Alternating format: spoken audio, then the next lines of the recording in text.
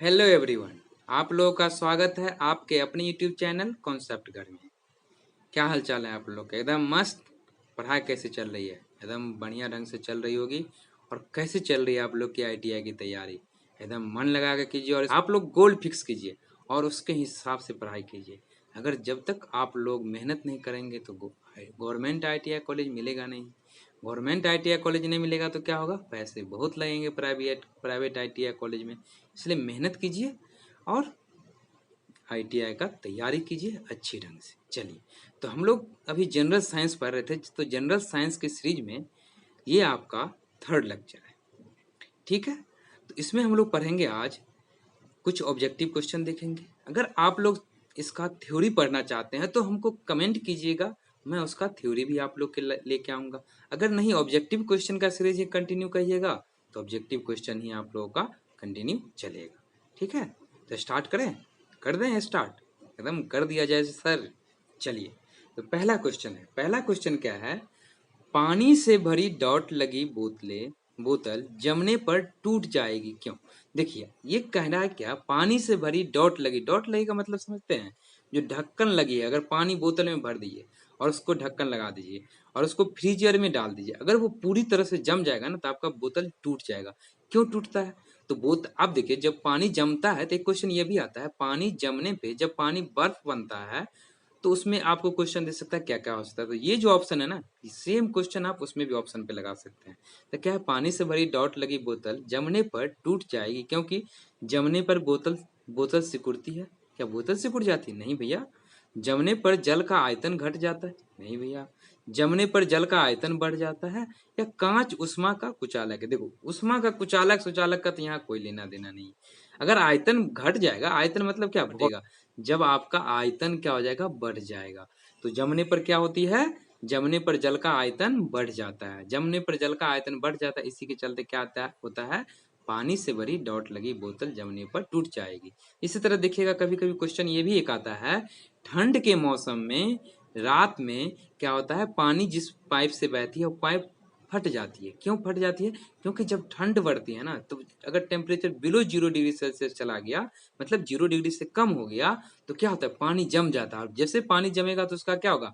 आयतन बढ़ जाएगा, और आयतन बढ़ेगा तो पाइप आपका फट जाएगा। तो मेनली सब किसका खेल है भैया? आयतन का खेल है, वॉल्यूम का खेल है। किसका? वॉल्यूम। आयतन का इंग्लिश में क्या कहते हैं? वॉल्यूम कहते हैं। स्टील की गोली पारे में तैरती है क्योंकि, अब देखिए, मरकरी, पारा का मतलब क्या? मरकरी। आप लोग केमिस्ट्री में पढ़े होंगे, पीरियोडिक टेबल में मरकरी। और जो आपको थर्मामीटर में जो डाला जाता है, जिससे आप लोग देखते हैं ना, बुखार मेजर करते हैं, फीवर मेजर करते हैं ना, उसमें जो आपका, उसमें जो लिक्विड होता है, जो देखते हैं बढ़ते घटते रहते हैं टेम्परेचर बढ़ने पे, वो आपका पारा, पारा कहिए या पारे कहिए, थर्मो Hg होता है इसका, आपका मरकरी होता है, इंग्लिश में बोलते हैं।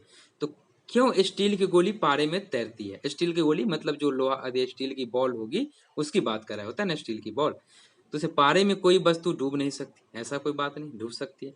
पारे का घनत्व स्टील की अपेक्षा अधिक होती है। स्टील का घनत्व पारे की अपेक्षा अधिक होता है। देखिए, जिसका घनत्व दो, अगर मान लीजिए एक एक ये लिए, एक ये लिए, अगर इसका घनत्व ज्यादा है तो ये डूब जाएगी, इसका घनत्व कम है तो ये तैरेगी। दोनों को दोनों में अगर डालिएगा तो क्या होगा? तो जिसका पारे में घनत्व, पारा का घनत्व स्टील की अपेक्षा अधिक होती है, इसलिए। ठीक है, ये समझ गए? प्रेशर कुकर में खाना कम समय में पकता है क्योंकि, बहुत अच्छा क्वेश्चन है, इंपॉर्टेंट क्वेश्चन है।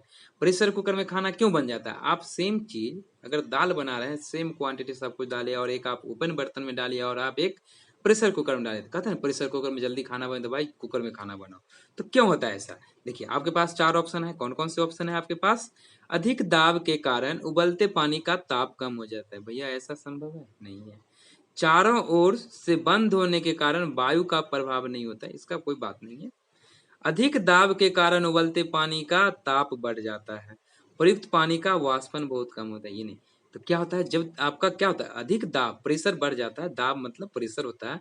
प्रेशर बढ़ने के कारण क्या होता है? पानी का टेम्परेचर भी बढ़ जाता है, इसलिए आपका प्रेशर कुकर में क्या होता है? खाना जल्दी बन जाता है। ये समझे? इतना समझ गए? चलिए नेक्स्ट क्वेश्चन। सूर्य पर ऊर्जा का निर्माण होता है, देखिए, नाभिकीय विखंडन द्वारा, नाभिकीय संलयन द्वारा, ऑक्सीकरण अभिक्रियाएं द्वारा और अवकरण अभिक्रियाएं। देखिए ऑक्सीकरण अवकरण तो होता ही नहीं है, ये तो ऑक्सीजन का आदान प्रदान होता है। आपका रहा नाभिकीय विखंडन या नाभिकीय संलयन। तो सूर्य पर जो ऊर्जा का निर्माण होता है ना, वो आपका नाभिकीय संलयन होता है। ठीक है, चलिए डायनेमो में परिवर्तित करता है। डायनेमो में किसको परिवर्तित करता है? आपके पास चार ऑप्शन है। उच्च वोल्टेज को निम्न वोल्टेज में, उसके बाद है विद्युत ऊर्जा को यांत्रिक ऊर्जा में, यांत्रिक ऊर्जा को विद्युत ऊर्जा में, और निम्न वोल्टेज को उच्च वोल्टेज में। देखिए डायनेमो आप कहते थे, पहले देखे होंगे लोग गाड़ी साइकिल में एक आगे लाइट लगा के रखता था और पीछे वाले चक्के पे एक ऐसे घूमते रहता था चक्का के साथ, तो क्या होता था डायनेमो। तो क्या होता था, आप जैसे साइकिल चलाते थे तो वो रोटेट करता जिससे आपका आगे लाइट जलता था। तो इसमें क्या होता है, आप यांत्रिक मैकेनिकल एनर्जी देते हैं और उसको विद्युत एनर्जी में क्या करते हैं, कन्वर्ट करते हैं। ठीक है, तो यांत्रिक ऊर्जा को किस में कन्वर्ट करते हैं, विद्युत ऊर्जा में। प्रकाश वोल्टीय सेल के प्रयोग से सौर ऊर्जा का रूपांतरण करने से निम्न में से किसका उत्पादन होता है।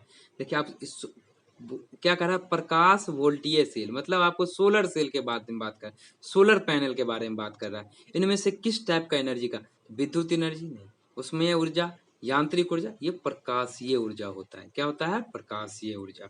उसके बाद क्या है, निम्नलिखित में से किसमें गतिज ऊर्जा नहीं होता है। गतिज ऊर्जा कह रहा है किसमें नहीं होता है। देखिए चली हुई गोली, गोली चलती है तो उसमें काइनेटिक एनर्जी होता है, तभी तो वेग से भागती है। बहता हुआ पानी, उसमें वेलोसिटी होता है। चलता हथौड़ा, उसमें वेलोसिटी। खींचा हुआ धनुष, धनुष ऐसे करके आप खींच के रखते हैं ना, तो उसमें आपका खींचा हुआ धनुष में क्या होता है, गतिज ऊर्जा नहीं होता है। गतिज ऊर्जा का मतलब समझे आप, काइनेटिक एनर्जी। और काइनेटिक एनर्जी का फॉर्मूला क्या होता है आपका, हाफ एम वी स्क्वायर। मास क्या है, द्रव्यमान है, और वी क्या है, आपका वेलोसिटी है। ठीक, अब नेक्स्ट देखते हैं। जब एक चल वस्तु की गति दुगुनी हो जाती है तो उसकी गतिज ऊर्जा में क्या होता है। ये सभी आपको बताएं, गतिज ऊर्जा क्या होता है, हाफ एम वी स्क्वायर। और वी का वेलोसिटी दुगुनी क्या कर दीजिएगा तो क्या हो जाएगा, four four times of half M V square हो जाएगा। तो उसका क्या होता है, चौगुनी हो जाती है।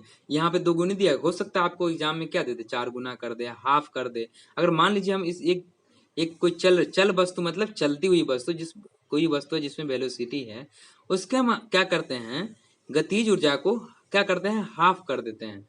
तो उसकी गतिज ऊर्जा मतलब गति, उसका गति क्या कर देंगे, हाफ कर देंगे। तो उसकी गतिज ऊर्जा क्या होगी, इसको आप लोग कमेंट सेक्शन में क्वेश्चन का आंसर दीजिएगा। समझ गए। स्वचालित वाहनों में द्रव्य चलित ब्रेकों का इस्तेमाल, स्वचालित वाहनों में द्रव्य चलित ब्रेकों का इस्तेमाल वस्तुतः किस नियम का सीधा अनुप्रयोग है। पास्कल का नियम, टॉरिसेली का नियम, आर्किमिडीज का सिद्धांत, न्यूटन का नियम। इसमें से देखिए, इसमें से जो आपका जैसे द्रव्य चलित मतलब समझे आप क्या कर रहा है, हाइड्रोलिक ब्रेक जिसको आप कहते हैं ना, हाइड्रोलिक ब्रेक, तो हाइड्रोलिक ब्रेक की बात कर रहा है। तो इसमें हाइड्रोलिक ब्रेक में किसका कौन सा नियम होता है, पास्कल का नियम। पास्कल का नियम क्या कहता है, जब भी आपका अगर फोर्स लगेगा ना, प्रेशर लगेगा, तो क्या होगा, चारों साइड लगेगा, ऑल साइड में इक्वल इक्वल आपका प्रेशर लगेगा। तो इक्वल प्रेशर लगेगा तभी तो आपको ब्रेक लगेगा ना, तो आपका पास्कल का नियम होता है। कोई साइकिल सवार किसी मोड़ में घूमता है तो वह, जब साइकिल देखते हैं चलाते हैं तो आप जब मोड़ पे घूमते हैं तो किधर की ओर झुकते हैं, बाहर की ओर झुकते हैं, अंदर की ओर झुकता है, आगे की ओर झुकता है, बिल्कुल नहीं झुकता है। तो किधर झुकता है, अंदर की ओर झुकता है। किधर झुकता है भैया, अंदर की ओर झुकता है। ये समझ गए, समझ गए ना।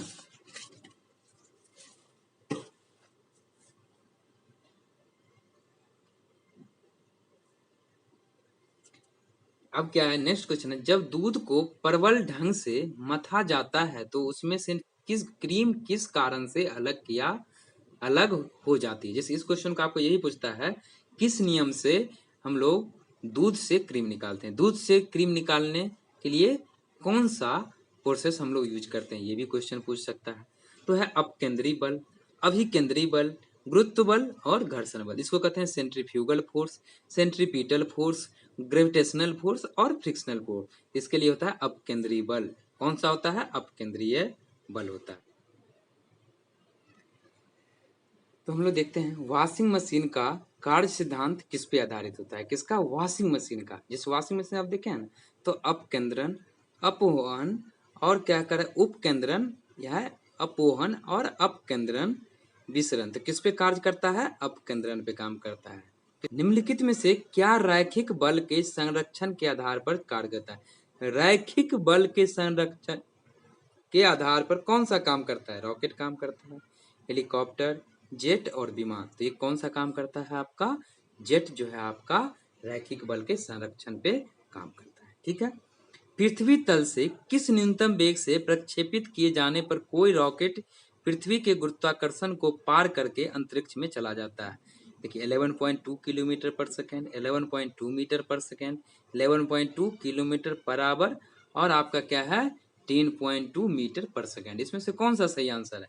ये 11.2 किलोमीटर पर सेकेंड। इसी को आप क्या कहते हैं? एस्केप वेलोसिटी जब भी कहे, एस्केप वेलोसिटी जब भी आपको पूछे, एस्केप वेलोसिटी कितना होता है? तो 11.2 किलोमीटर पर सेकेंड। ठीक है। अगर ये कहे कभी आपको ऐसा किस वेलोसिटी से किसी वस्तु को हम धरती पे से अगर फेंके ऊपर की ओर तो रिटर्न नहीं आएगा, तो 11.2 किलोमीटर पर सेकेंड के स्पीड से अगर किसी को फेंक दीजिएगा किसी भी ऑब्जेक्ट को, तो वो दोबारा रिटर्न आपके धरती पे नहीं आएगा। एक बांध में जमे पानी में कौन सी ऊर्जा विद्यमान है? जैसे देखते हैं डैम, डैम देखे हैं ना, जहाँ पे बिजली जिसको बोलते हैं हाइड्रोलिक इलेक्ट्रिसिटी, तो उसमें कौन सा जो पानी जमा हुआ है उसमें कौन सा एनर्जी होता है, कौन सी ऊर्जा होती है? कोई भी ऊर्जा नहीं होती। गतिज ऊर्जा, स्थितिज ऊर्जा और विद्युत ऊर्जा। तो उसमें स्थितिज ऊर्जा होता है जिसको क्या कहते हैं? पोटेंशियल एनर्जी कहते हैं। समझ गए? चलिए तो फिर नेक्स्ट क्वेश्चन का सीरीज हम लोग लेके आएंगे। अगर आप लोग को वीडियो अच्छा लग रहा है तो वीडियो को क्या करना है? लाइक करना है, शेयर करना है और दोस्तों के साथ सब्सक्राइब करना है। कोई भी दिक्कत हो आप लोग बेहिचक कमेंट कर सकते हैं। आप लोग के कमेंट पे हम कोशिश करेंगे उसको सॉल्व करने का। Okay, bye bye.